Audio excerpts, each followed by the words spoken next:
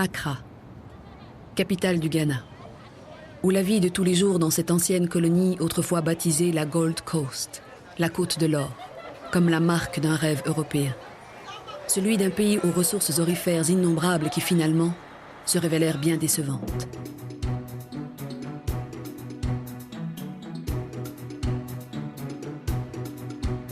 La Gold Coast, le pays de la femme au fusil, la reine mère Ashanti, noble figure de la résistance aux colonisateurs britanniques.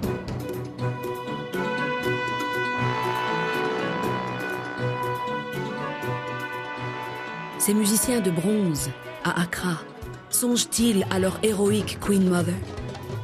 Alors qu'ils célèbrent la gloire de Kwame Nkrumah, l'homme qui va redonner de la vigueur au projet panafricain et surtout faire se lever l'ouragan des indépendances sur l'ensemble du continent.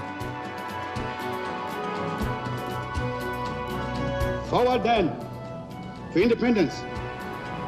To independence now. Tomorrow, the United States of Africa.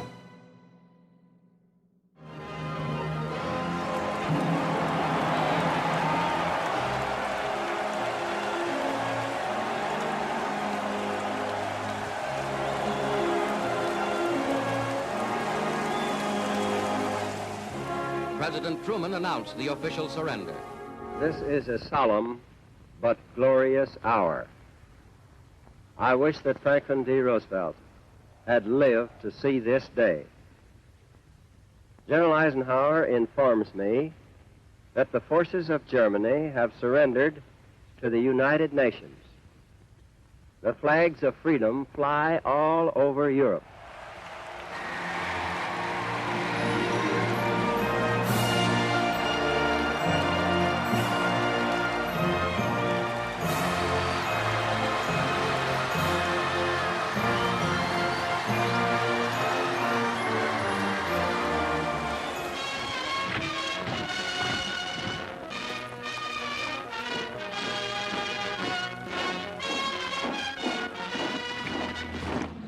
Le même jour, un autre défilé de la victoire tourne à la tragédie. À Sétif, en Algérie, des nationalistes s'étant mêlés à la cérémonie, les choses dégénèrent. Une quarantaine d'Européens sont assassinés et la répression des forces de l'ordre colonial est terrible. Des milliers de morts algériens, ce que semblent ignorer ces images des actualités françaises. En réalité, la fin de la Seconde Guerre mondiale, c'était le début de la fin d'Empire français, de l'Empire britannique. Et ceci s'est passé non seulement en Afrique, mais c'est passé aussi en Asie. L'une des premières conséquences institutionnelles de la fin de la guerre est la création en juin 1945 de l'Organisation des Nations Unies. Sa charte affirme d'emblée le droit des peuples à disposer d'eux-mêmes. Et 3 ans plus tard, la Déclaration universelle des droits de l'homme proclame dans son préambule que les hommes doivent être protégés contre toute forme de tyrannie et d'oppression. Monsieur le Président, l'Assemblée générale des Nations Unies est sur le point de clore sa session en statuant sur le projet de déclaration que la Commission a voulu faire appeler Déclaration universelle des droits de l'homme. Je tiens à vous rappeler qu'en 1945, au moment de la création des Nations Unies, il n'y avait que 3 États indépendants africains. Vous aviez l'Égypte, le Libéria et l'Éthiopie. Les 50 autres États étaient des colonies.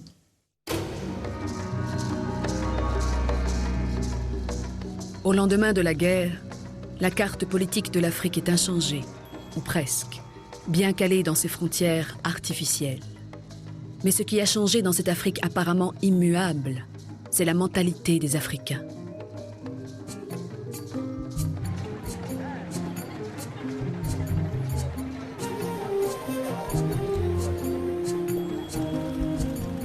Les combattants ont connu la fraternité des armes.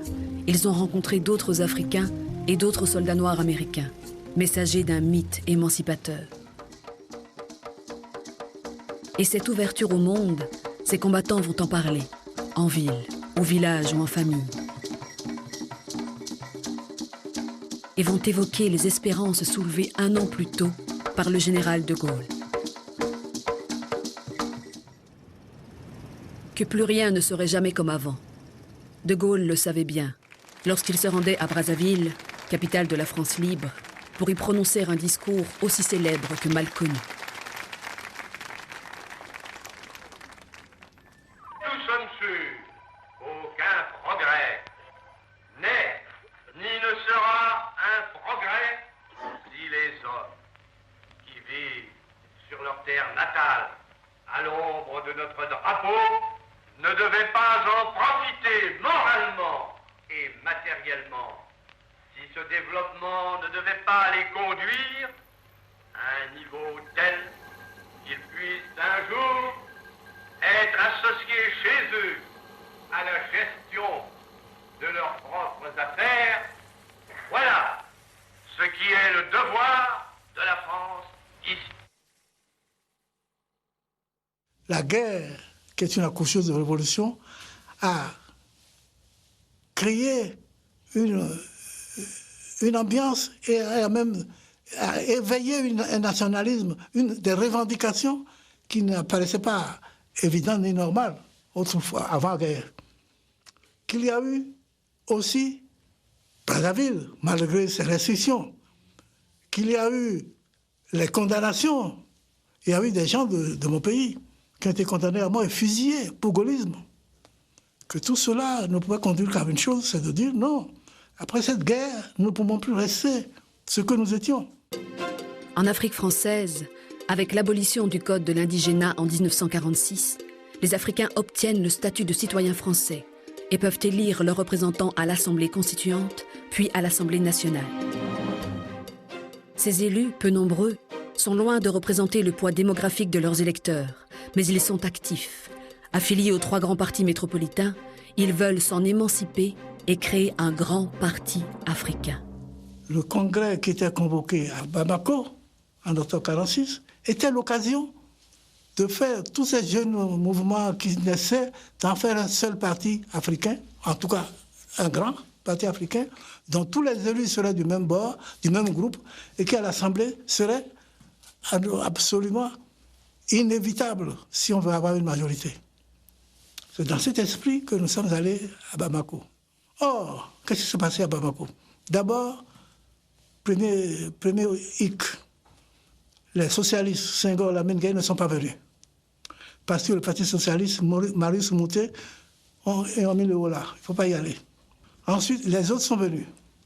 Mais sous la houlette du Parti communiste. Très vite, des sections de ce nouveau parti, le RDA, Rassemblement démocratique africain, se créent un peu partout en Afrique occidentale française, alors que l'Afrique équatoriale reste en retrait. De tous les leaders, le Guinéen Sékou Touré se montre le plus actif, à la fois dans la mobilisation politique et dans la création de sections syndicales affiliées à la Confédération générale du travail, elle-même liée au Parti communiste français.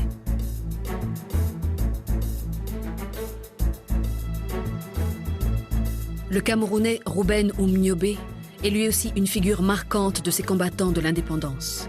Niobé n'est pas un élu, mais un syndicaliste devenu le leader incontesté d'un parti de masse, nationaliste et marxisant, l'Union des populations camerounaises.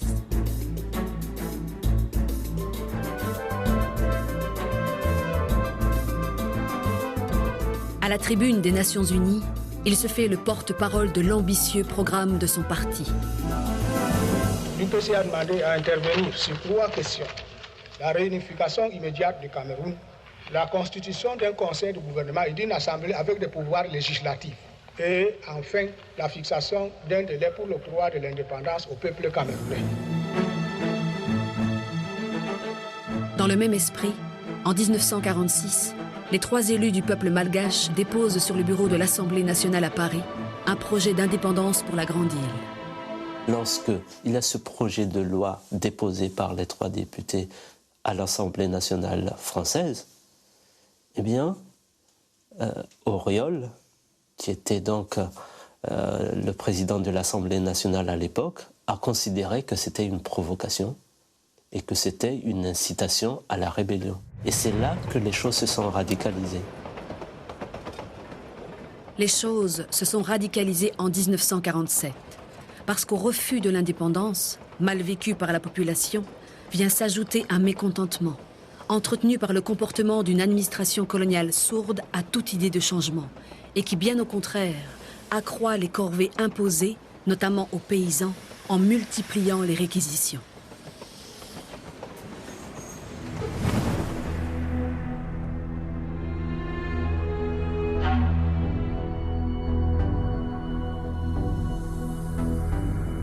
La rébellion éclate le 29 mars. Les rebelles prennent le camp de Moramang, prennent les armes, tuent des soldats français, notamment des tirailleurs, ce qu'on appelle les tirailleurs sénégalais. Et la réplique de l'armée française est immédiate.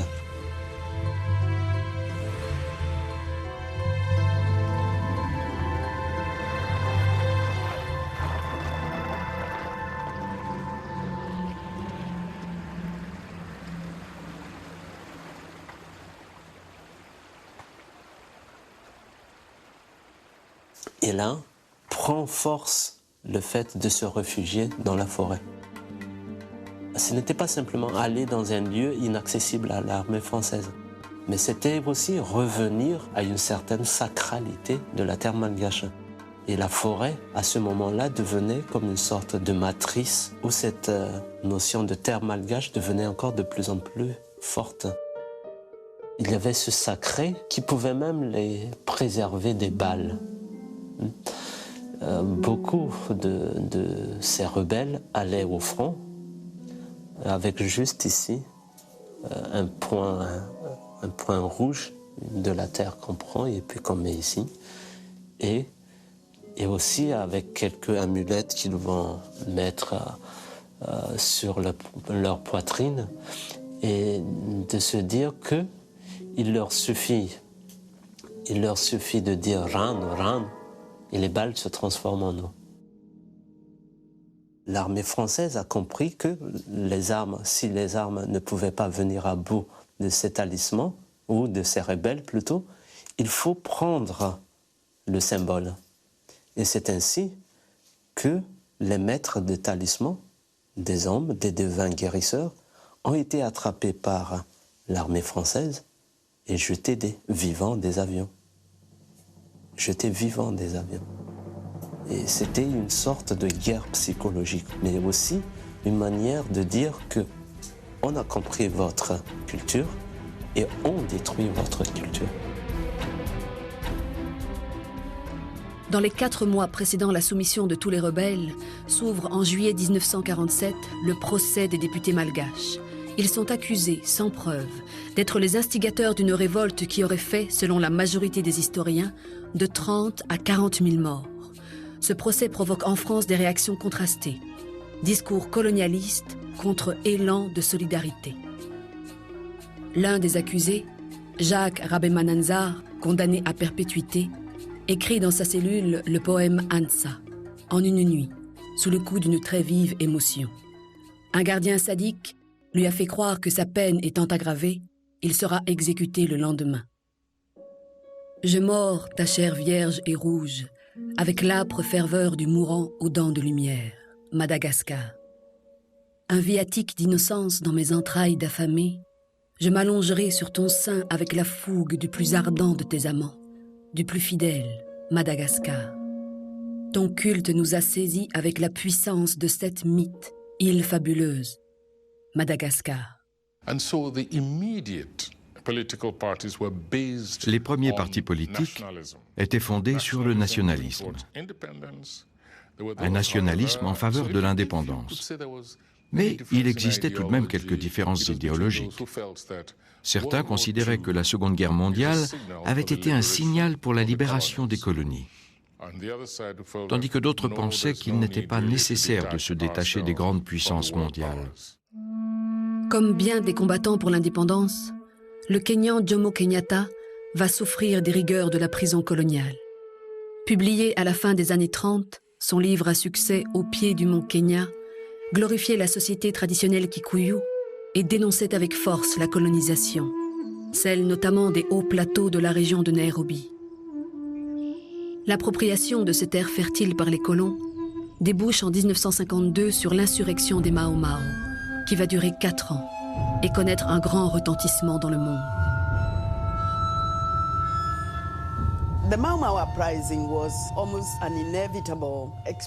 La révolte des Mao Mao fut inéluctable, principalement pour les Kikuyu, mais aussi pour d'autres communautés que l'on avait forcées à quitter les terres de leurs ancêtres pour s'installer dans des régions éloignées. De plus, à l'issue de la Seconde Guerre mondiale, les gens se sont rendus compte que les soldats britanniques recevaient de grands lopins de terre à titre de récompense, tandis que la plupart des soldats africains ne recevaient aucune récompense, même pas un mot de félicitation.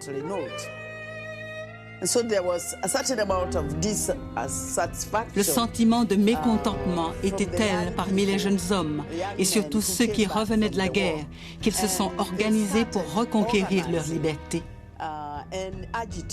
Mais dans une large mesure, toute cette agitation visait surtout à ce qu'on leur rende leur terre.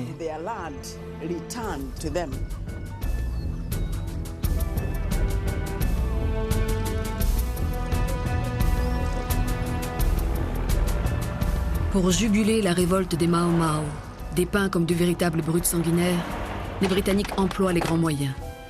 Usage de la torture et enfermement de populations, qu'elles soient impliquées ou non dans la révolte, dans des camps de détention au régime extrêmement sévère.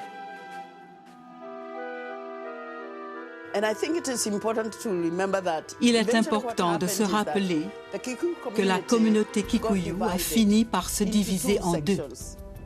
D'un côté, il y avait ceux qui acceptaient de soutenir l'administration coloniale, convaincus que les Mao Mao se fourvoyaient et qu'ils étaient bel et bien des terroristes, puisque c'est ainsi qu'ils étaient désignés.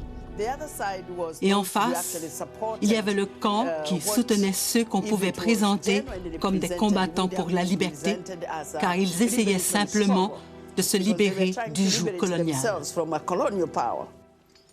En habile politicien, Kenyatta endosse un rôle d'initiateur de la révolte des Mao Mao, rôle qui en réalité n'a pas été le sien. Mais sans doute est-ce pour lui la meilleure rampe de lancement vers le pouvoir suprême du futur Kenya indépendant.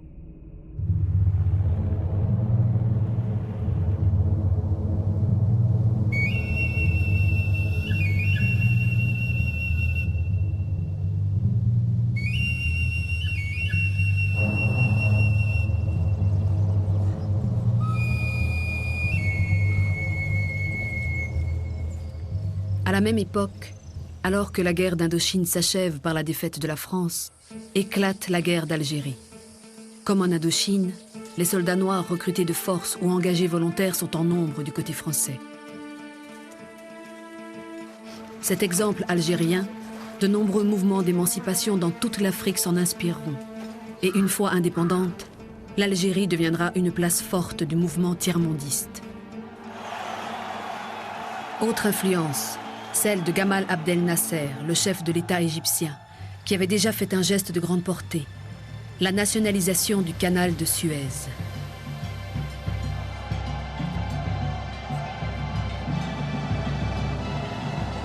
Plus qu'un exemple, Nasser devient un soutien direct des Africains en lutte pour leur indépendance. The people know what's going all over the world.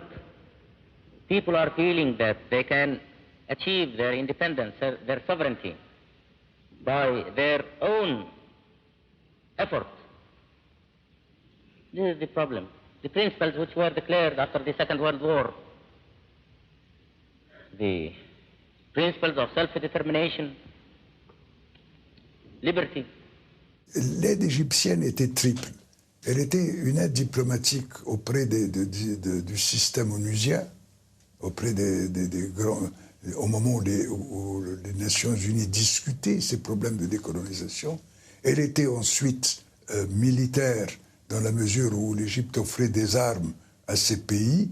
Elle était ensuite politique dans la mesure où les chefs d'État africains venaient se retrouver au Caire, recevaient un appui moral de la part des autorités égyptiennes. Les trois initiateurs de la conférence de Bandung sont assez différents pour représenter l'ensemble des aspirations du tiers-monde émergent.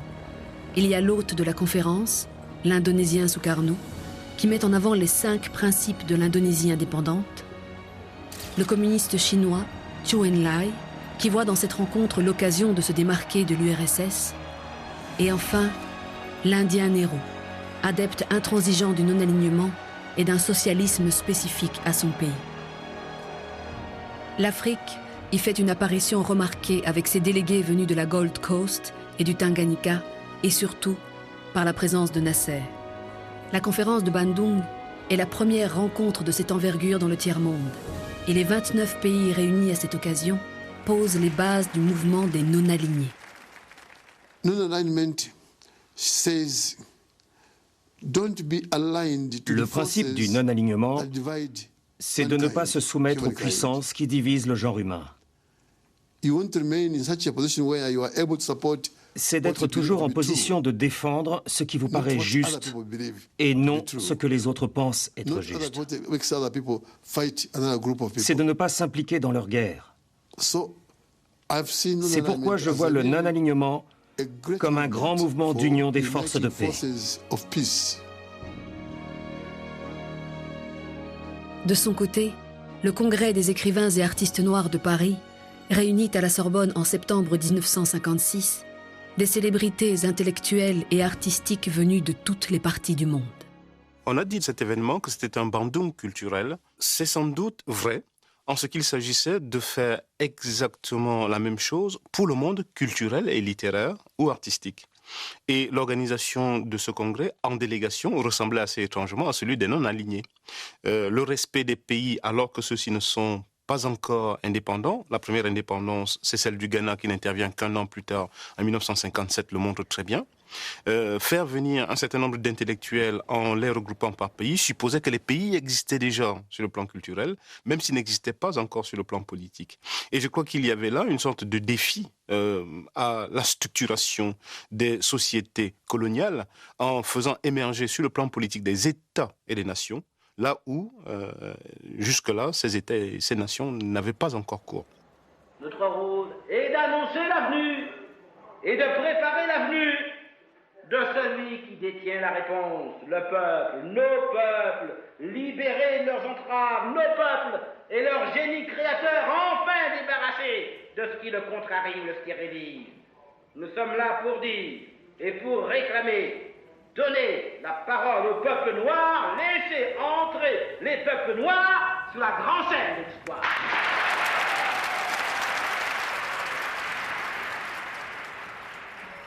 Mais s'il est une région d'Afrique où l'entrée des peuples noirs sur la grande scène de l'histoire se fait attendre, c'est bien l'Afrique du Sud.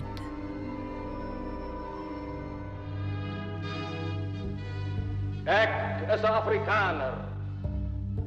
Mijn verhaal is die verhaal van een nieuwe volk, met een nieuwe taal. Les élections de 1948 voient le succès du Parti national, derrière lequel s'est rangée la communauté afrikaner. Ce parti, fort de sa victoire, va donner à la ségrégation son visage institutionnel, l'apartheid. Un certain nombre de lois importantes sont adoptées, mais ce ne sont pas encore les lois extrêmes du futur apartheid. En fait, on renforce par touche les lois ségrégationnistes déjà existantes. Cela n'est pas surprenant puisque l'exode rural des Noirs a nui davantage aux agriculteurs afrikaners qu'aux anglophones blancs.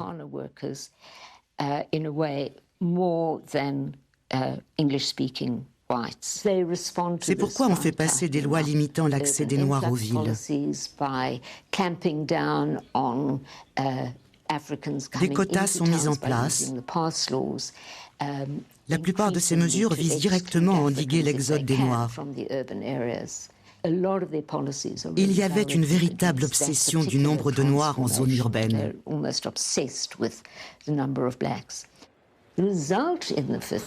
Dans les années 50, cela a entraîné des troubles très importants. J'ai moi-même grandi dans les années 50 et je me souviens d'une décennie marquée par les manifestations. C'est à cette époque que l'ANC s'est imposée en tant que grand mouvement populaire. C'était une période pleine de promesses. Le chef Luthuli est devenu porte-parole de l'ANC. C'était un homme remarquable, très doux et modéré, très posé.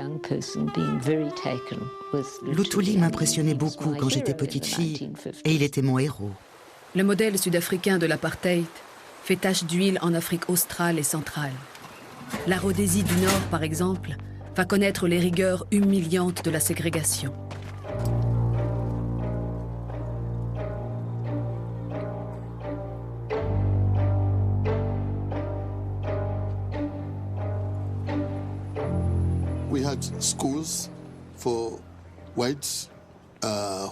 Il y avait des écoles pour blancs, des hôpitaux pour blancs et même des magasins réservés aux blancs.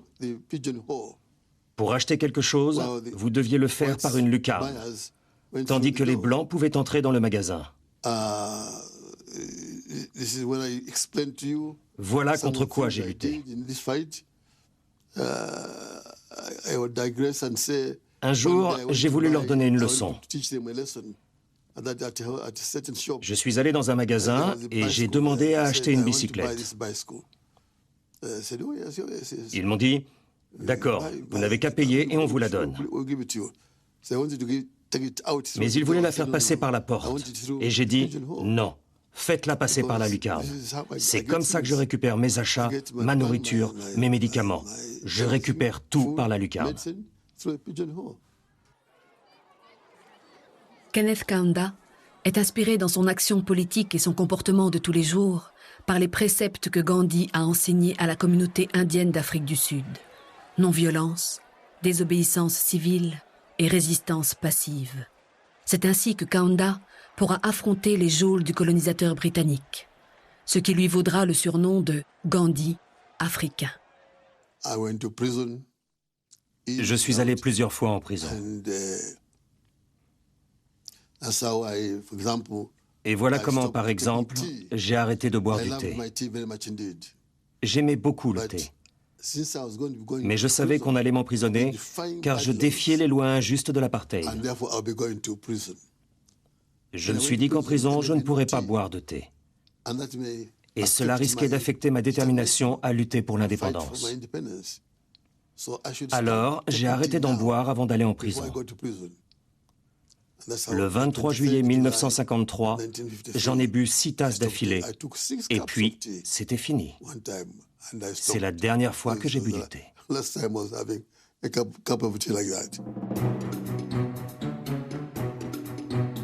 Dans ces années 50, la fièvre indépendantiste gagne la quasi-totalité des colonies anglaises, à commencer par la Gold Coast, l'actuel Ghana, où un docteur en philosophie d'origine modeste, Kwame Nkrumah, devient le leader du Parti populaire de la Convention. Nkrumah est l'un des tenants de l'indépendance tout de suite.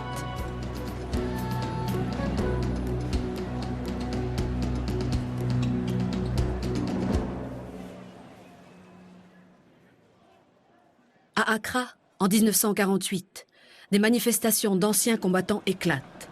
Par sa violence, la réaction des forces de l'ordre déclenche de nombreuses émeutes. Et dans l'instant, la presse conservatrice anglaise y dénonce la main des communistes. Accusé d'être l'inspirateur de ces désordres, Kwame Nkrumah est jeté en prison. À peine libéré, Nkrumah retourne en prison après avoir appelé au boycott des produits fabriqués en Grande-Bretagne et incité à la désobéissance civile. Mais il demeure plus que jamais aux yeux du peuple le héros de la lutte pour l'indépendance.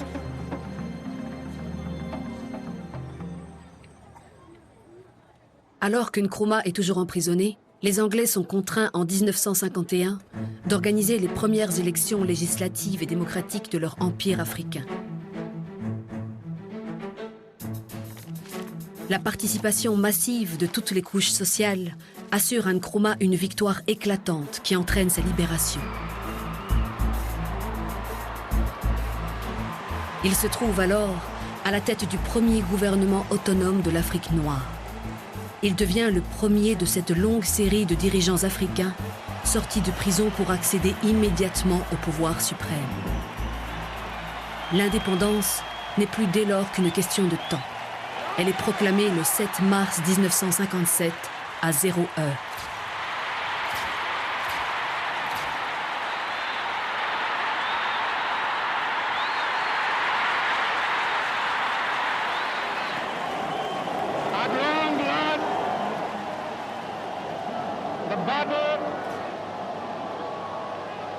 Ended. And thus, Ghana, your beloved country, is free forever. From now on, there is a new African in the world. That new African is ready to fight his own battle and show that, after all, the black man is capable of managing his own affairs.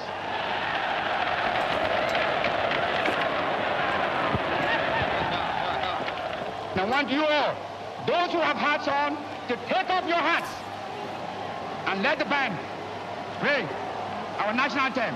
And from now on, that national anthem is the national anthem of the Gogo to be played on all occasions.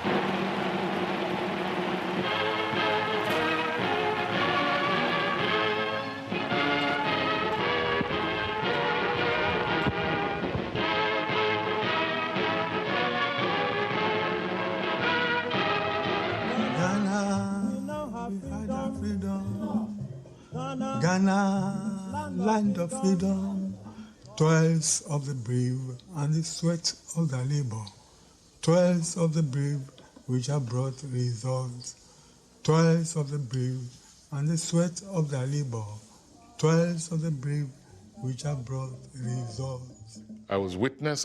Je suis né au moment où commençait la lutte pour l'indépendance. Quand on est écrivain, on s'intéresse de près au comportement humain, y compris dans le domaine politique, où les relations humaines jouent aussi. Grâce sans doute à mes expériences précoces, j'ai été capable de distinguer les véritables nationalistes, ceux qui voulaient servir leur peuple, qui avaient une vision de ce que la société devrait être, de ceux qui se disaient nationalistes dans le seul but de prendre le pouvoir à la place de la puissance coloniale.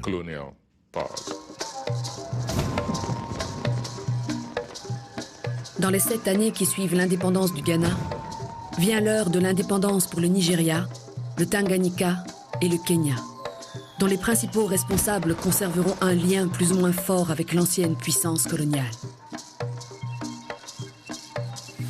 En Rhodésie du Nord, qui devient la Zambie, son premier président, Kenneth Kaunda, incarne, comme Kwame Nkrumah, la rupture avec la tutelle britannique.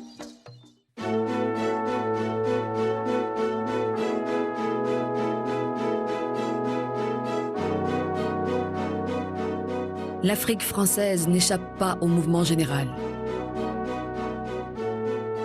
Instruite par son échec en Indochine et par la nouvelle guerre de libération qu'elle affronte en Algérie, la 4e République veut anticiper le processus de décolonisation en Afrique. Maire de Marseille, le grand port tourné vers l'Extrême-Orient et l'Afrique, le ministre de la France d'Outre-mer, Gaston Defferre, fait voter en juin 1956 la loi cadre qui porte son nom. Elle prévoit que chaque colonie sera placée sous l'autorité d'un gouvernement bicéphale, un Français et un Africain. Cela rend désormais caduques les grands ensembles que constituaient l'Afrique occidentale française et l'Afrique équatoriale française, jusque-là dirigés chacun par un seul gouverneur. S'il est vrai qu'elle ouvre la voie de l'autonomie et du gouvernement responsable, cette loi est accusée d'avoir morcelé des territoires qui auparavant ne l'étaient pas. C'est la très controversée balkanisation de l'Afrique française.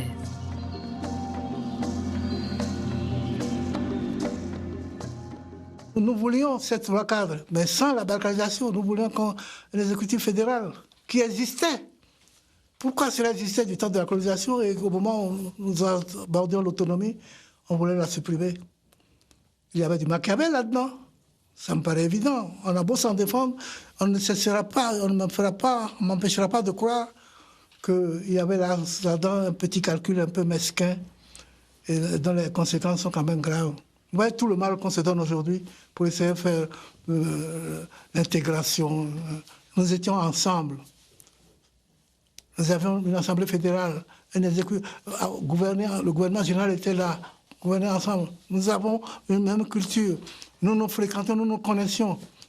Et subitement, au moment d'avoir de l'autonomie, chacun pour soi. Et comme les nationalistes viennent vite, chacun a préféré être le premier à Cotonou plutôt que le 6e à Dakar. Quelle sottise! Premier à Cotonou, de quoi?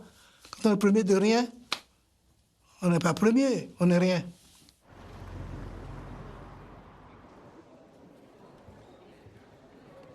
La nouvelle constitution que le général de Gaulle, revenu au pouvoir, veut faire adopter par référendum, prévoit la création d'une communauté regroupant la France et ses anciennes colonies, ces dernières étant érigées en républiques autonomes. Pour s'assurer que l'Afrique votera oui, de Gaulle entreprend un long voyage d'interrogation à la rencontre des masses et des dirigeants, avides d'informations sur leur avenir.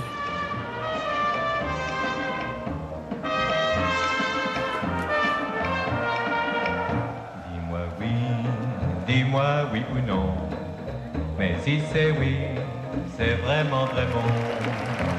À choisir entre oui et non, vaut mieux oui que non.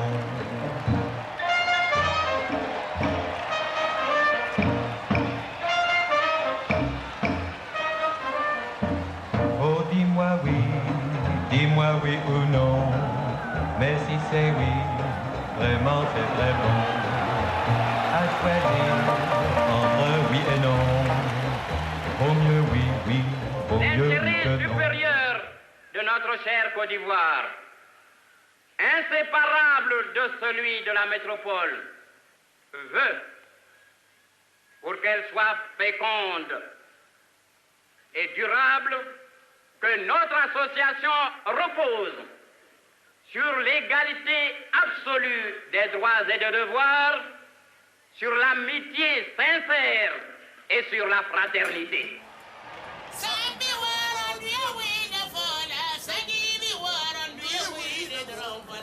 Tout se passe très bien jusqu'à Conakry, capitale de la Guinée.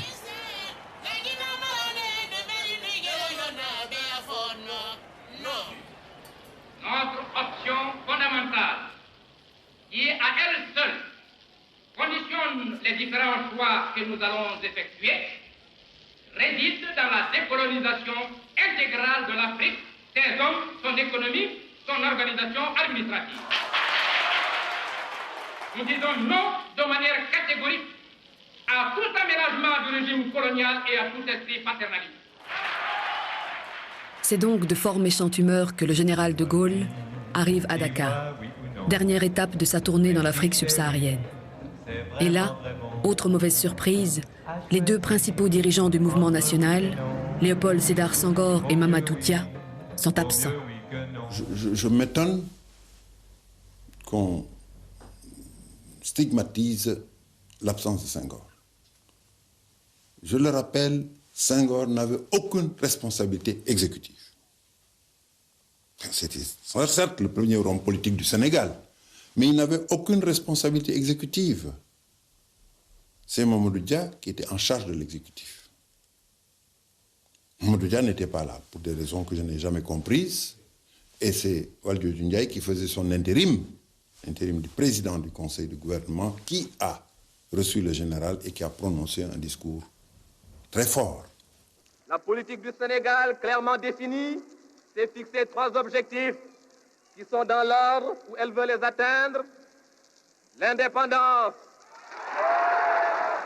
l'unité africaine et la confédération.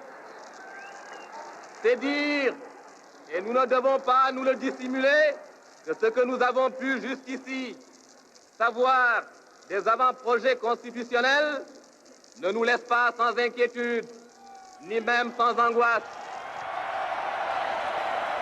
Une inquiétude et une angoisse qui se manifestent bruyamment sur la future place de l'indépendance.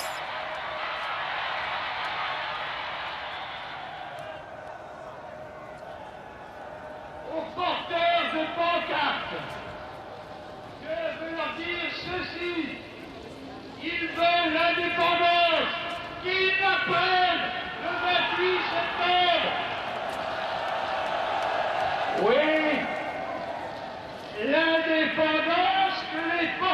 que les pancartes la prennent le 28 septembre prochain. Mais s'ils ne la prennent pas, alors qu'ils fassent ce que la France demande, la communauté franco-africaine. Je dis très franchement que j'étais plutôt oui. Parce que je considérais que cette indépendance, on devait la préparer. Et 2 années plus tard, on a eu cette indépendance d'ailleurs. Je ne crois pas que les hommes politiques sénégalais étaient généralement, pour la plupart, pour le oui. Et même ceux qui avaient la tentation, certains qui avaient la tentation de dire non, savaient qu'ils auraient été désavoués par la population. Et je crois que tous les chefs religieux en particulier, dont le rôle est important dans un pays comme le Sénégal, étaient contre le non. Pour l'Afrique noire, un seul territoire, la Guinée, a voté contre la Constitution et a choisi la sécession.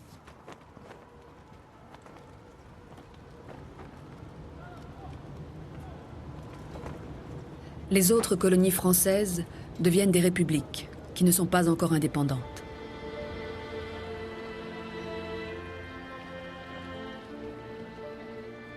Contrairement à la Côte d'Ivoire de Fouette-Boigny, qui peut compter sur ses propres richesses et refuse que son pays devienne la vache à lait d'autres territoires africains, des républiques souhaitent s'unir en fédération afin d'arriver plus fortes à l'indépendance. Ainsi, Barthélemy Boganda, promis à devenir président de l'Oubangui-Chari, avance un projet de république centrafricaine élargi à 4 pays. Lorsque Boganda a envoyé une délégation à Libreville pour préconiser, présenter la République centrafricaine, ils n'ont pas été autorisés à fouler du pied le sol gabonais. On leur a dit, restez dans l'avion et repartez, nous ne voulons pas de votre République centrafricaine. Vous voyez, ils étaient farouchement opposés. Et je le vois encore, nous voulons faire notre petit Gabon. Le geste, notre petit Gabon.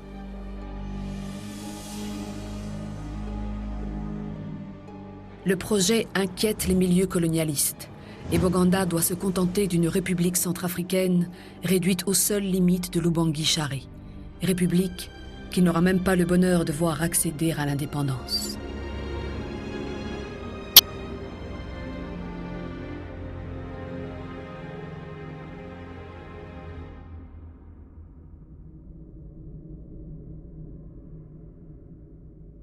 Survenue si brutalement et dans des circonstances aussi dramatiques, la disparition de M. Barthélemy Boganda laisse dans son pays un vide cruel et plonge dans le désarroi non seulement ses nombreux amis et ses militants fidèles, mais une population tout entière pour laquelle le dimanche de Pâques 1959 restera désormais un tragique souvenir.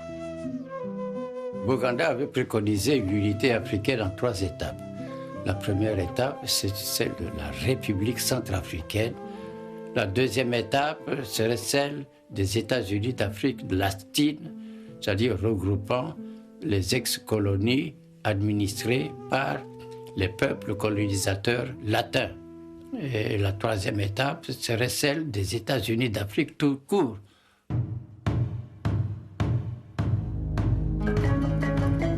Autre projet de regroupement, celui de la Fédération du Mali en 1959.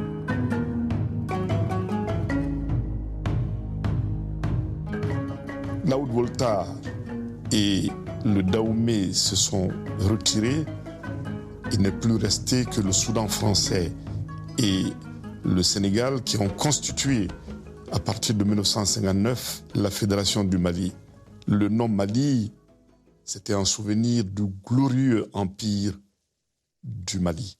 Parce que et le Sénégal, et le Mali, et même les autres, quelque peu, étaient sur l'aire que l'empire du Mali avait occupé.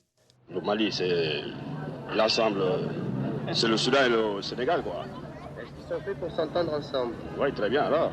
Ils sont faits pour s'entendre. Emportée par la rivalité de ses leaders et le poids des expériences politiques, cette fédération ne résistera que quelques mois. Le 20 août 1960, le Sénégal s'en retire. Il proclame le même jour son indépendance, imité un mois plus tard par le Soudan, rebaptisé Mali. À la base de l'éclatement de la Fédération du Mali, il y avait certainement des causes internes. Les hommes politiques sénégalais n'ont pas été bien marqués, n'ont pas été marqués autant que les Soudanais par la culture marxiste, par la culture communiste, même si cette culture ne leur était pas étrangère. Ces Mali, ce sont des RDA. Mais il ne faut pas exclure aussi que des questions de politique extérieure aient pu jouer.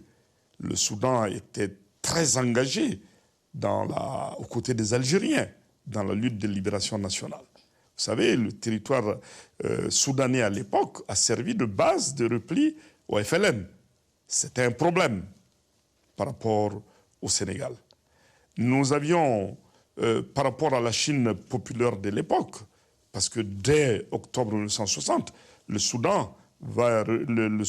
Mali, va reconnaître la Chine populaire, qui est de façon générale l'exemple du Soudan, l'exemple de la Fédération du Mali, ne convenait pas aux Français et certainement aussi à des hommes politiques africains. Le président Félix Houphouët-Boigny avait fait le choix de la balkanisation. C'était difficile pour lui de voir un processus de fédération marcher en dehors de lui.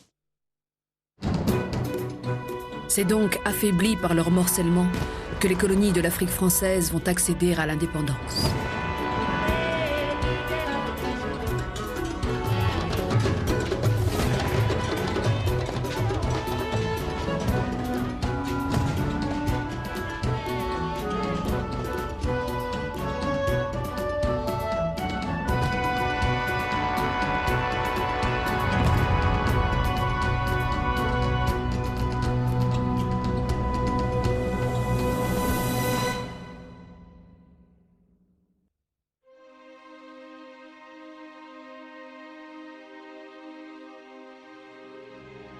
Dans l'ex-Congo belge, c'est un tout autre visage, celui de la tragédie, que va prendre en ce mois de juin 1960 l'accession à l'indépendance.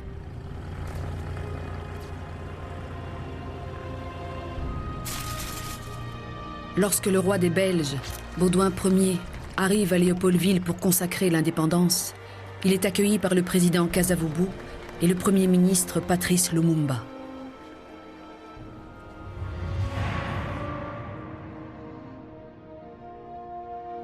Lumumba a fait partie de cette poignée d'évolués, selon le terme de l'époque, formés depuis la fin de la guerre et qui ne supportaient plus le paternalisme belge.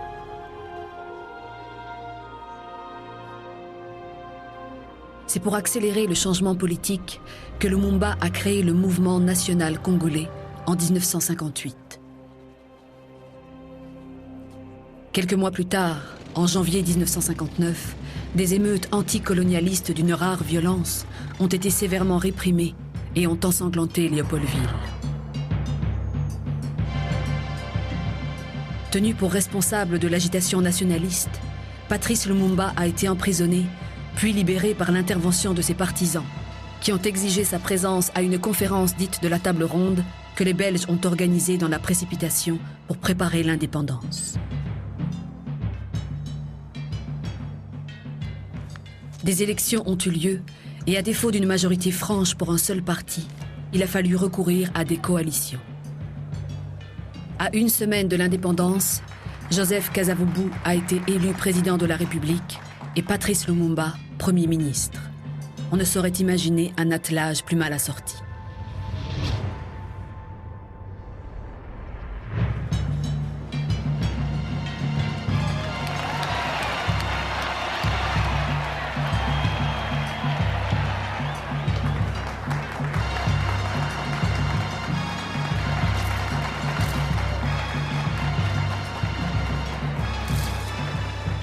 On avait prévu 2 discours. Discours prononcés par les rois des Belges, qui constatent notre indépendance, qui nous remet l'indépendance, notre liberté, et la réponse du président Kasavubu. Le roi des Belges prononce un discours tout empreint du paternalisme de l'idéologie coloniale du XIXe siècle. Le président Kasavubu lui répond sur le même ton. Les choses se sont déroulées comme c'était prévu. À la surprise de tout le monde, Lumumba s'est élevé et il a fait un discours. Quand nous avons connu le travail harassant, exigé en échange de salaires qui ne nous permettaient ni de manger à notre faim, ni de nous vêtir ou nous loger décemment, ni d'élever nos enfants comme des êtres chers. Nous avons connu les ironies, les insultes, les coups que nous devions subir matin, midi et soir, parce que nous étions des nègres.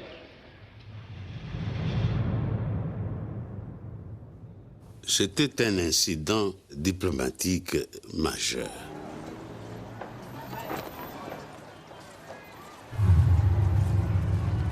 Quelques jours après l'indépendance, la force publique se mutine. Cette même force publique qui a été l'instrument de la répression contre les populations depuis les tout débuts de la colonisation.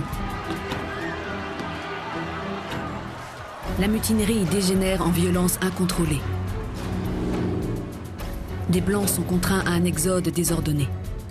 Immédiatement, les parachutistes belges débarquent au Congo.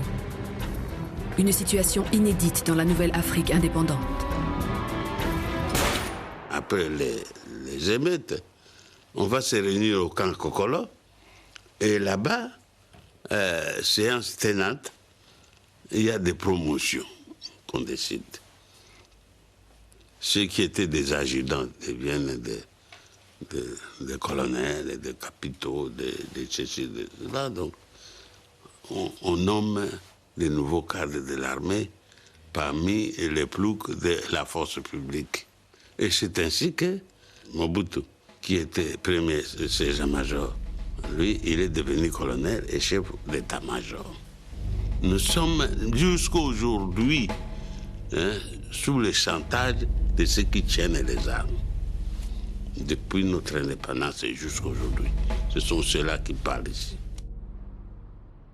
Le 11 juillet, le Katanga, la province minière la plus riche du pays, et son leader Moïse Tshombe font sécession et se proclament indépendants avec tous les symboles de la souveraineté. Les Katangaleux, surnom des Blancs qui s'étaient réfugiés en Rhodésie au moment de l'indépendance, reviennent en nombre. Au mois d'août, Albert Kalonji proclame l'indépendance de la province du Kasaï, connue pour ses ressources en diamants. C'est l'unité même du Congo indépendant qui se trouve menacée. L'avenir du Congo, je l'envisage dans ce sens. C'est de maintenir l'unité politique et économique du pays qui seule fera la grandeur de notre pays. Nous voulons que le Congo occupe une place prépondérante dans le cadre des États libres d'Afrique, parce que si nous perdions l'unité du pays, c'est l'effondrement de la nation. Très mécontent de ses propres forces de l'ordre et des casques bleus qui refusent de se mettre à son service pour mater la sécession katangaise, Lumumba se rend à New York pour tenter de remédier à cette situation. Mais il n'est écouté ni par l'ONU, ni par les États-Unis. Le Premier ministre, ne pouvant compter que sur une armée nationale en gestation, peu équipée et divisée, sollicite le concours des démocraties populaires de l'Est.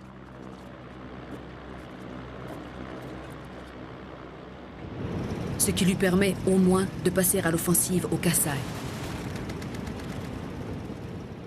On a vu par là que Lumumba avait des tendances à collaborer plutôt avec l'Est que l'Ouest. Je suis simplement un nationaliste, un leader nationaliste qui lutte pour un idéal. Je pense qu'à travers l'histoire de l'humanité, vous avez connu en Europe occidentale, même lors de la Révolution française, des nationalistes qui se sont mis à la tête du mouvement de libération, simplement pour que le pays accède à la liberté et à l'indépendance. Je ne suis pas du tout communiste et je ne le deviendrai jamais. Monsieur Devlin, un agent de la CIA qui a été ici, il a écrit un livre dans lequel il a reçu les ordres de Washington qu'il faut éliminer Lumumba. Donc il y a là une conjonction d'éléments, non seulement le fait qu'il était devenu dangereux pour la politique de l'Ouest, mais il était devenu dangereux aussi pour l'union minière et ceux qui encourageaient la sécession de Tchombe.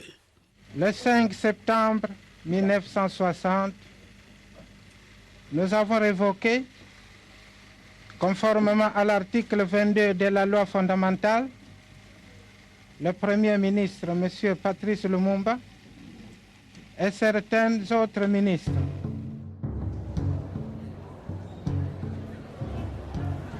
Mais Patrice Lumumba, qui dispose de la majorité au Parlement, révoque à son tour le président Kasavubu. C'est un blocage total des institutions dont se saisit le chef de l'armée, le colonel Mobutu. Croyez-vous à une réconciliation prochaine? Moi, je suis franchement pour la réconciliation. Au besoin, l'armée l'imposera. Et l'armée l'impose. Le colonel Mobutu neutralise le président de la République et le Premier ministre. Mais le seul à être véritablement neutralisé, c'est bien Patrice Lumumba, toujours sous l'accusation d'être un communiste. Et d'ailleurs, Mobutu expulse les diplomates du bloc soviétique. Pour vous, les colonialistes, c'est les soviétiques. Mais le maître, ce sont les soviétiques, hein. Surtout le Khrouchtchev. Hein. Celui-là, c'est le fameux, celui qui est comme le président des colonialistes. Commence alors le calvaire du Premier ministre déchu et placé en résidence surveillée. Un calvaire avivé par toutes sortes de rumeurs, de compromissions et de trahisons. Ça a été un homme de confiance. Mobutu, il était mon secrétaire attaché au bureau de Bruxelles. Au moment de la formation du gouvernement, je l'ai fait venir ici. Je lui ai confié un poste important dans le gouvernement, secrétaire d'État à la présidence. Personnellement, je ne comprends pas son acte. Il a sa conscience. Pour l'observateur extérieur, il dit que je suis un perdant, mais au contraire, toute la campagne faite contre moi est interprétée par le peuple congolais comme une campagne contre le renversement du gouvernement, une campagne contre l'indépendance que nous venons de conquérir. Ayant réussi à s'échapper de sa résidence surveillée, Lumumba a tenté de gagner la province orientale contrôlée par ses partisans. Mais il est arrêté le 1er décembre avec ses deux compagnons, Maurice Polo et Joseph Okito. Aucune humiliation ne sera épargnée à Lumumba. Les soldats de l'ancienne force publique coloniale, dont il avait voulu faire une véritable armée nationale, ces soldats se montrent particulièrement odieux à son égard. On le met en prison dans les camps militaires de Tezville, aujourd'hui Mbazangungu, et là, il va être transféré, n'est-ce pas, à Lubumbashi, par la décision de Mobutu. Je crois qu'ils étaient dans l'attente avec les gens du Katanga, qu'on dit là et là-bas. Au moins, il sera moins dangereux parce qu'il commençait déjà à soulever les troupes à partir de Tezville.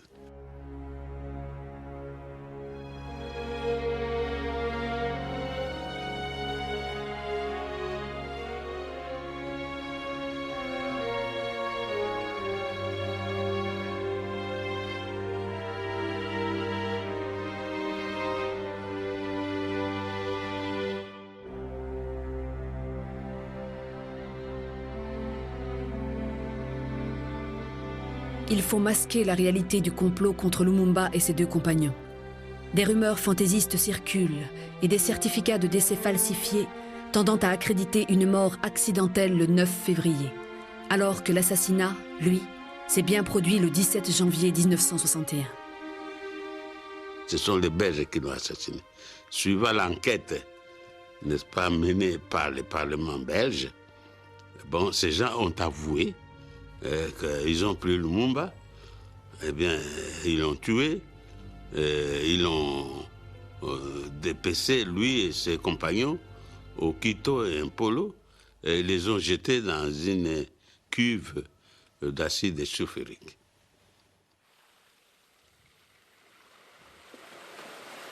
Il faut simplement être lucide, se rendre compte que l'histoire n'est pas une idylle. C'est vrai.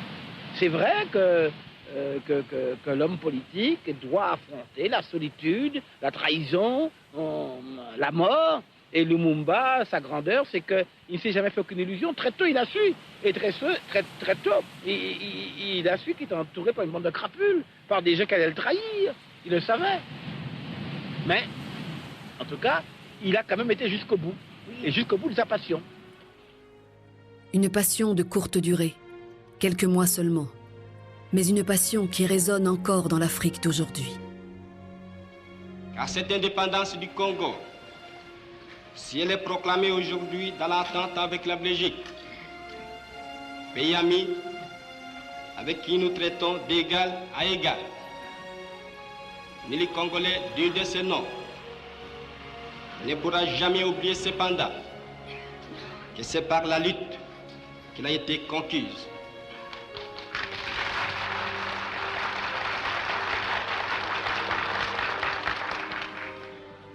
Une élite de tous les jours, une élite ardente et idéaliste, une élite dans laquelle nous n'avons mélangé ni nos forces, ni nos privations, ni nos souffrances, ni notre sang. Cette élite qui fit des larmes, des feux et des sangs, nous en sommes fiers jusqu'au plus profond de nous-mêmes, car ce fut une élite noble et juste, une élite indispensable pour mettre fin à l'esclavage qui nous était imposé par la force.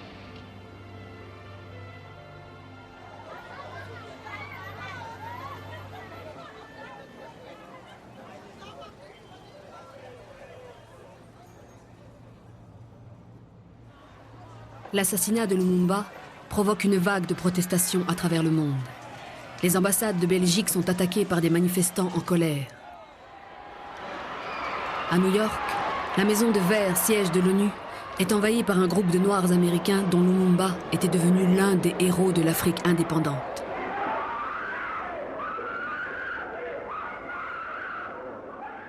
Et n'oublions pas que nous sommes là en pleine guerre froide et qu'il ne pouvait pas en être autrement. C'était un monde bipolaire.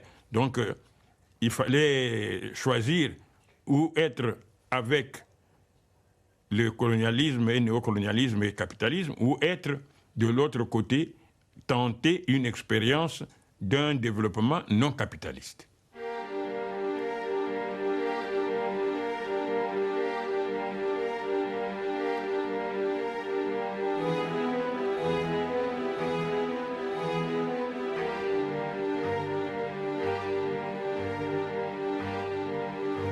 Au contraire de l'Afrique dite modérée et pro-occidentale, les dirigeants de l'autre Afrique, l'Afrique progressiste, penchent ouvertement vers les États communistes.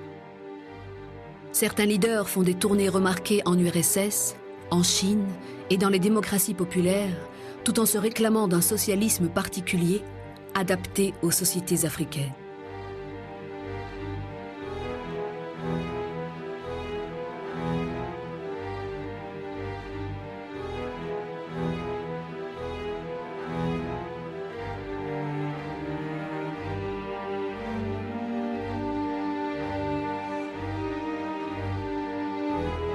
Autre destination privilégiée, Cuba, où Fidel Castro a pris le pouvoir en 1959.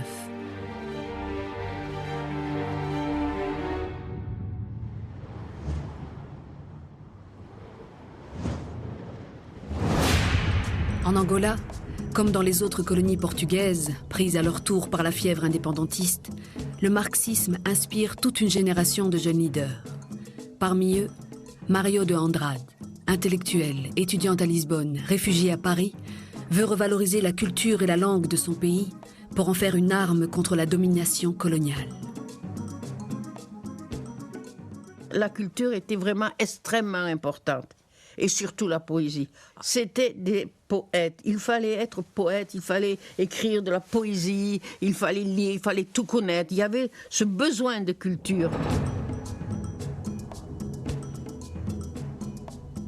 Mario de Andrade et Agostinho Neto ne sont pas seulement des intellectuels retranchés dans leur tour d'ivoire, mais des combattants politiques prêts à s'organiser.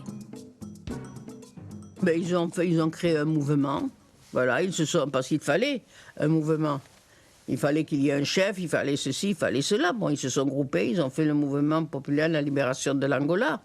Et puis ensuite, après de la Guinée, et puis ça ne faisait qu'un. Donc ils pouvaient défendre ensemble, mais chacun défendait les particularités de son pays.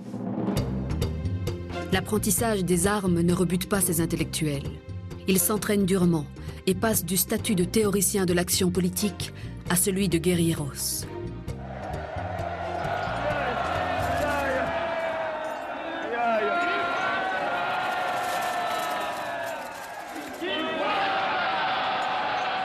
Rendue nécessaire, la lutte armée est déclenchée en Angola en 1961 et se trouve facilitée par la proximité des deux Congos qui lui servent de base arrière. La répression est immédiate. Pour la soutenir, Salazar, à la tête de son Estado Novo, dictature qui se cache derrière une façade républicaine, en appelle une fois de plus à Lisbonne à la participation active de la nation. Sentimento é ao mesmo tempo bastante alto e profundo para inundarmos a alma neste momento, o da firme determinação de defender a integridade nacional. E é esta determinação que tem de ser interpretada em toda a parte como a valorosa e gritante afirmação da vontade de viver do nosso povo. Os pais e as mães dos portugueses que estão aqui, em júbilo ou em lágrimas, nada vem pedir, mas oferecer em holocausto à pátria o sangue do seu sangue e o mais puro dos seus afetos.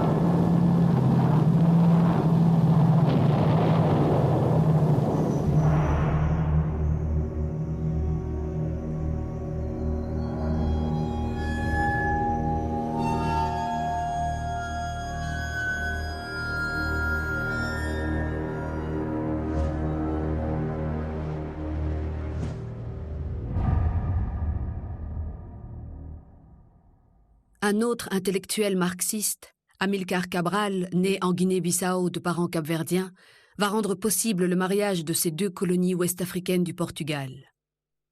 Il crée le Parti africain pour l'indépendance de la Guinée-Bissau et du Cap-Vert et en devient le leader évident et charismatique. Il avait une grande passion pour l'Afrique et pour les Africains, mais aussi pour la liberté et la dignité humaine. Ce sont toutes ces qualités qui ont fait de lui un leader et le fondateur du Parti africain pour l'indépendance de la Guinée et du Cap-Vert. Il avait beaucoup d'énergie et une grande capacité de travail. Il était attaché à ses convictions.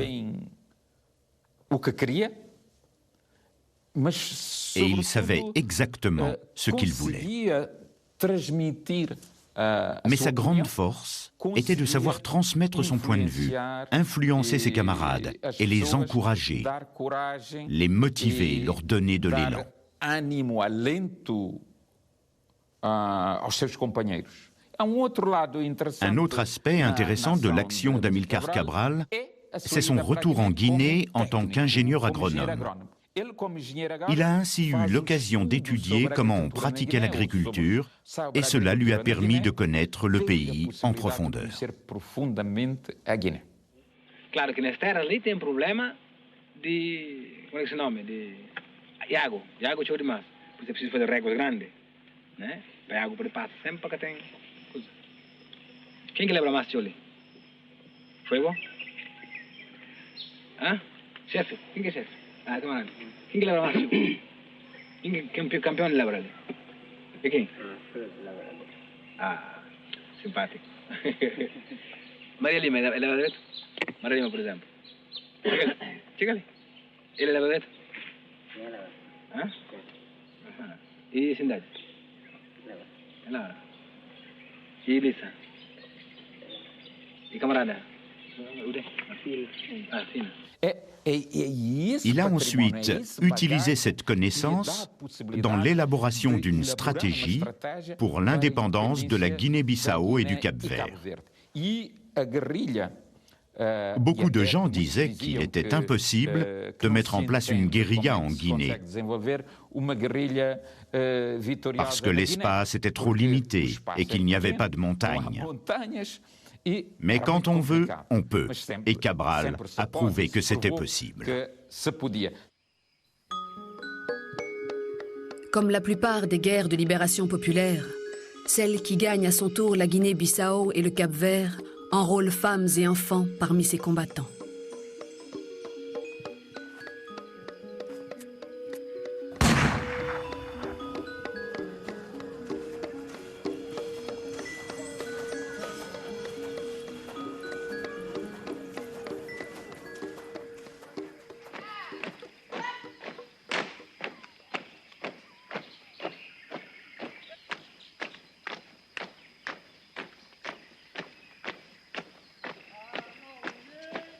J'ai vu beaucoup de cas que ce n'est pas correct. C'est pourquoi je rentre dans la lutte pour aider notre parti pour gagner l'indépendance, pour que nous puissions suivre notre propre chemin.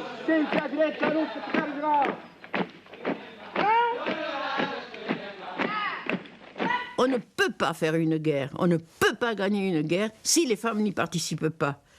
Parce que d'abord on sépare les ménages, puis ensuite il y a les enfants. Il faut que la femme soit d'accord, qu'elle accepte de souffrir un peu plus. Um deles, por exemplo, é o camarada Corca Jaló, que passa anos só naquela voz, é largado e busca só um caminho de partida junto com nós, aliás. Tu queres buscar malandrice para enganar alguém, tu conversa, como ainda fazer Guiné melhor, você. Não tem que contar como aquela tarde demais. Guiné melhor, a nós não fazer com o nome próprio. Não o povo que não fazer com o seu nome próprio. No cabeça ninguém vai fazer na terra melhor, nós não fazer nosso próprio com o nome. De nombreux combattants pour l'indépendance succomberont sous les balles de la redoutable police internationale de défense de l'État et celle des forces armées portugaises. Mais malgré le sinistre camp de détention de Tarrafal au Cap-Vert, haut lieu des tortures et symbole de la répression, la détermination contre le colonialisme ne faiblit pas.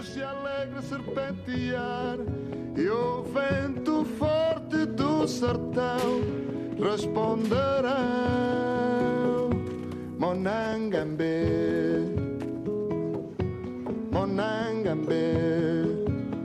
Ah, deixa-me ao menos subir às palmeiras. Deixa-me beber maruva e esquecer diluído nas minhas bebedeiras. Monangambe, Monangambe.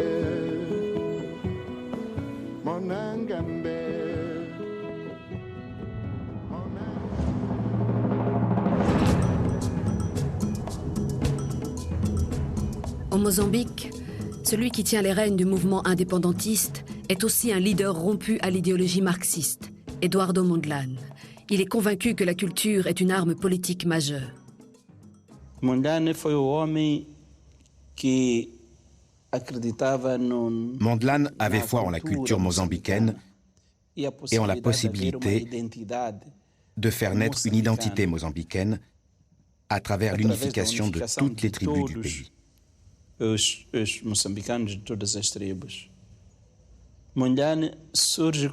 Il était avant tout un nationaliste.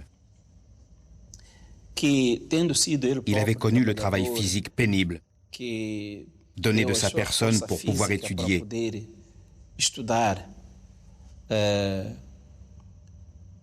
Et il s'élevait donc contre l'exploitation de l'homme par l'homme.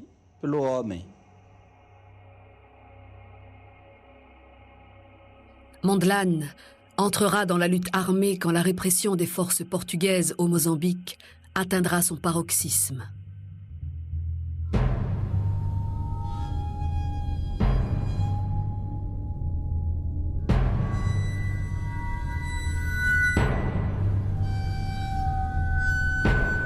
People they torture, the more ruthlessness they demonstrate in the way they treat populations, the weaker the moral position of Portugal becomes, and the more populations will join our liberation struggle.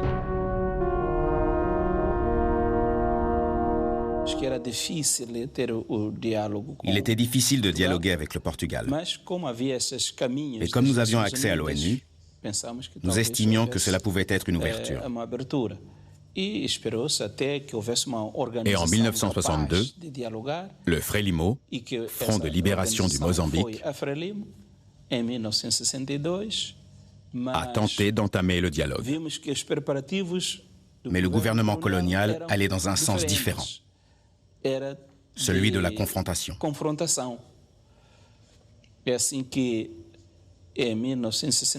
Et c'est ainsi qu'en 1964, le Frelimo a fait le choix de la lutte armée. La question du passage à la lutte armée se pose aussi en Afrique du Sud, où les dirigeants du Parti national restent convaincus que leur pays pourra échapper au mouvement général des sociétés africaines.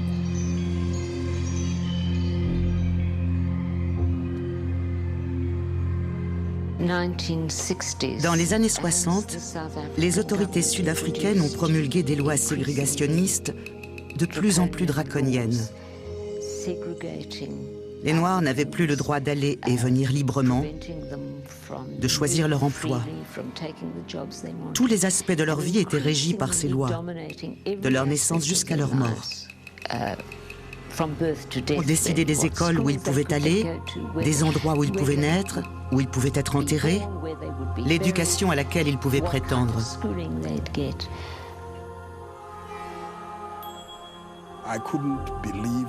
Je ne pouvais pas croire en un Dieu qui soutenait un système aussi immoral. Ça n'avait pas de sens. Le système était d'une brutalité insupportable.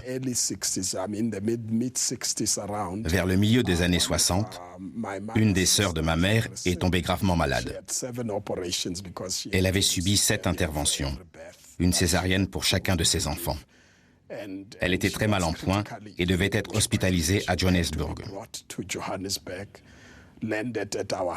Elle s'est rendue chez nous, à Soweto, pour rejoindre l'hôpital le lendemain matin. Elle est arrivée chez nous dans la nuit et à 2 heures du matin, la police est venue l'arrêter parce qu'elle n'avait pas l'autorisation d'être là. On n'avait pas eu le temps de demander un permis. Ils l'ont laissée sur un sol en ciment jusqu'à 8 heures du matin, en attendant que le commissaire blanc arrive pour décider de son sort. Si vous aviez été dans cette maison et que vous aviez vu la façon dont ils l'ont traitée, la seule préoccupation de la police était de faire appliquer les règles de l'apartheid, plutôt que de courir après les vrais criminels. Alors vous auriez compris à quel point le système était maléfique. Et si on prenait sa foi au sérieux, on ne pouvait pas vivre avec ça.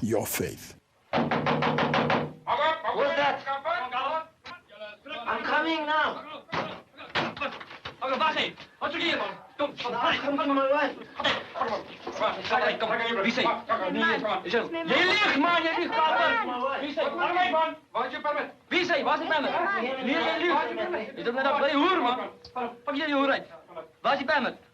Kom, wees even mee.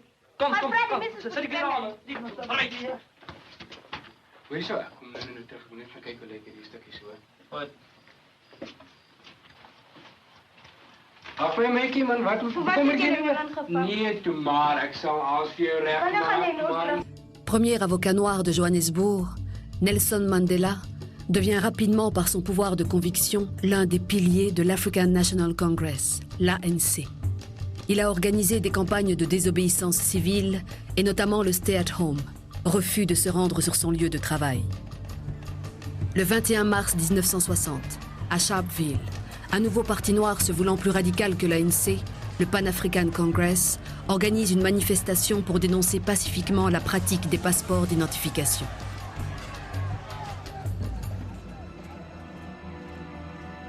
La répression tourne au massacre. On relèvera officiellement 69 morts parmi les Noirs et près de 200 blessés par balle. Face à l'aveuglement meurtrier du gouvernement raciste, l'heure a sonné de changer de stratégie. There are many people who feel that the reaction of the government to our stay at home, ordering a general mobilization, arming the white community, arresting 10,000s of Africans, the show of force throughout the country, notwithstanding our clear declaration that this campaign is being run on peaceful and non-violent lines, close the chapter as far as our methods of political struggle are concerned. There are many people who feel that it is useless and futile for us to continue talking peace and non-violence against a government whose reply is only savage attacks on an unarmed and defenseless people. And I think the time has come for us to consider, in the light of our experiences in this stay at home, whether the methods which we have applied so far are adequate. Ce n'est pas un hasard si en 1960 le prix Nobel de la paix est attribué à Albert Luthuli. Bouleversé comme Mandela par le massacre de Sharpeville, Luthuli a publiquement brûlé son passe. Il a été banni dans sa région natale et il faudra 1 an aux autorités sud-africaines pour lui permettre d'aller à Stockholm recevoir sa récompense. Quelques années plus tard, il a été tué accidentellement, a-t-on dit, sur un passage à niveau. Mais à ce jour, on ignore ce qui s'est vraiment passé.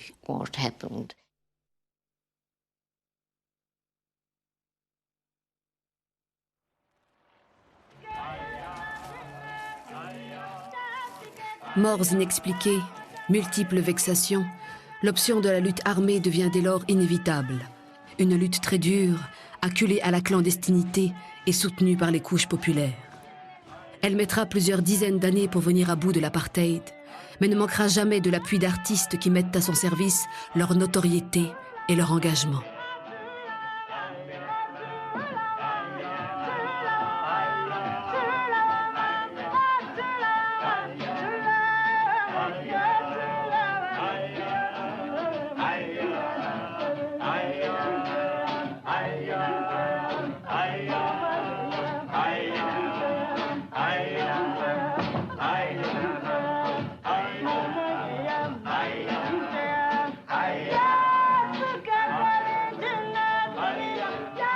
Avril 1963. Alors que l'Afrique n'est pas encore totalement libérée, se tient dans la capitale de l'Éthiopie, pays symbole de l'indépendance africaine, un sommet des chefs d'État et de gouvernement.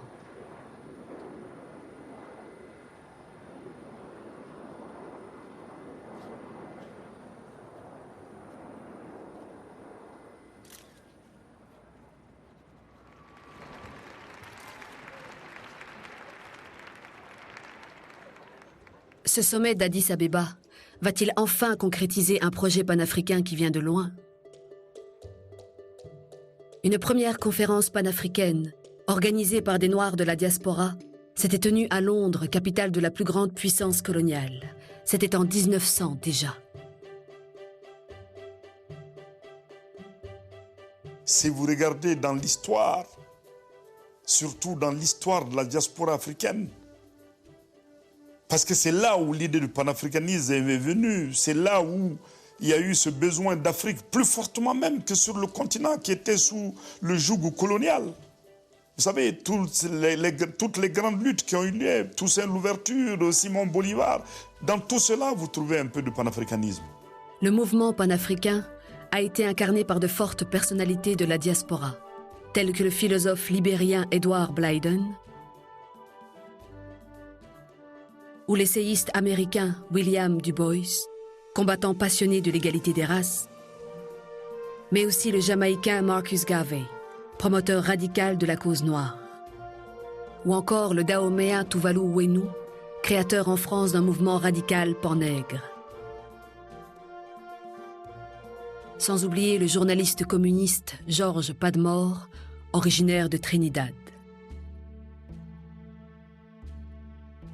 La conférence panafricaine de Manchester sera la dernière à se tenir en dehors du continent africain. Mais pour la première fois, les principaux ténors sont des Africains et non plus des Noirs d'Amérique ou des Caraïbes.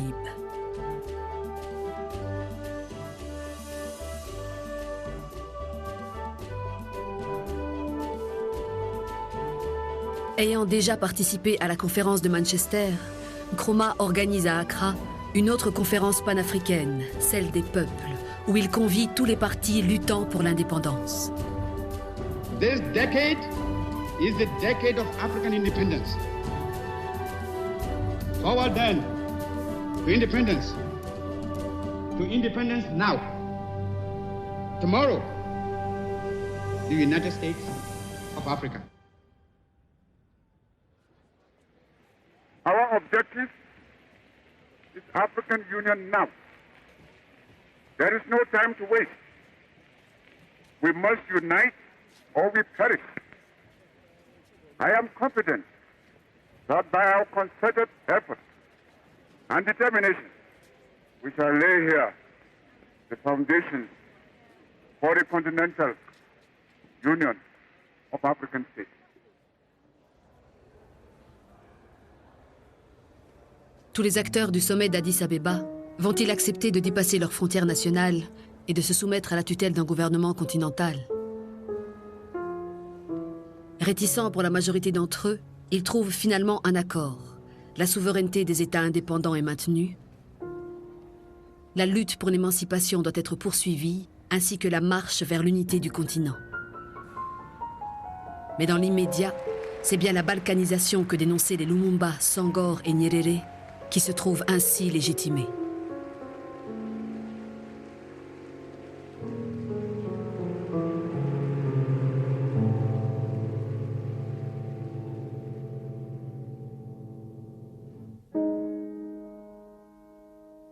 Le semi-échec d'Addis Abeba ne va pas pour autant décourager les apôtres du panafricanisme, tels l'Américain William Du Bois, qui en fut l'ardent défenseur jusqu'à la fin de sa vie. Sur cette terre d'Afrique, que ses ancêtres avaient été forcés de quitter en esclaves et qu'il avait élu comme dernière demeure dans le Ghana de Kwame Nkrumah.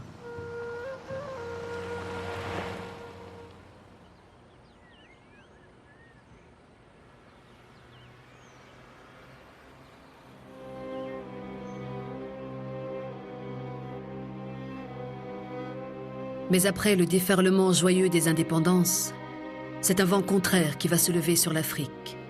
Celui des partis uniques, des coups d'État militaires et de dictateurs dont certains furent des figures héroïques de la décolonisation.